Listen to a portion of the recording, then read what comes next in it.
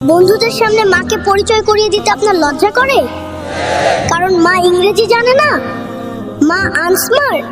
ভুলে যাবেন না, এই আনস্মার্ট মা তার গায়ের গহনা বিক্রি করে নিজের স্বপ্নগুলো খুন করে আপনাকে স্মার্ট বানিয়েছে। যে শিক্ষা মাকে সম্মান করতে শেখায় না, আপনার ওই বড় বড় সার্টিফিকেটগুলো সেই শিক্ষার কাছে এক টুকরো টিস্যু পেপার ছাড়া কিছু না। মাকে ঘৃণা করবেন না, কারণ মায়ের দোয়া ছাড়া আপনার ওই সার্টিফিকেট দিয়ে জান্নাতের ভিসা পাওয়া যাবে না। কথাটি সত্য হলে শেয়ার করুন। বাবা মা কোনো কথা বললে আপনারা গলার রগ ফুলিয়ে চিৎকার করে উত্তর দেন। ভাবেন আমি বড় হয়েছি, আমার ক্ষমতা বেশি। ভুলে যাবেন না, এই মানুষগুলোই আপনাকে কথা বলা শিখিয়েছে। আপনি যখন কথা বলতে পারতেন না, তখন তারা আপনার কান্না শুনেই সব বুঝতো। আজ আপনার গলার আওয়াজ তাদের চেয়ে বড়, কিন্তু যেদিন তারা থাকবে না, সেদিন এই ঘরটা আপনার চিৎকারেও প্রতিধ্বনি দেবে না। দোহাই লাগে, মা বাবার সাথে ধমক দিয়ে কথা বলবেন না।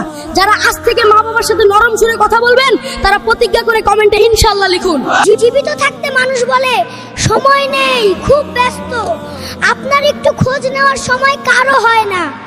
অথচ দেখুন, মারা যাওয়ার পর সেই ব্যস্ত মানুষগুলোই কাজ ফেলে আপনার জানাজায় লাইন ধরেছে। দুনিয়াটা বড়ই অদ্ভুত, তাই না? যাদের জন্য আজীবন দৌড়ালেন, তারা আজ আপনাকে মাটির গর্তে রেখে চলে আসবে। সাথে যাবে শুধু আপনার নেক আমল। হে আল্লাহ, আমাদের মৃত্যু যেন ঈমানের সাথে হয়। যারা ঈমানের সাথে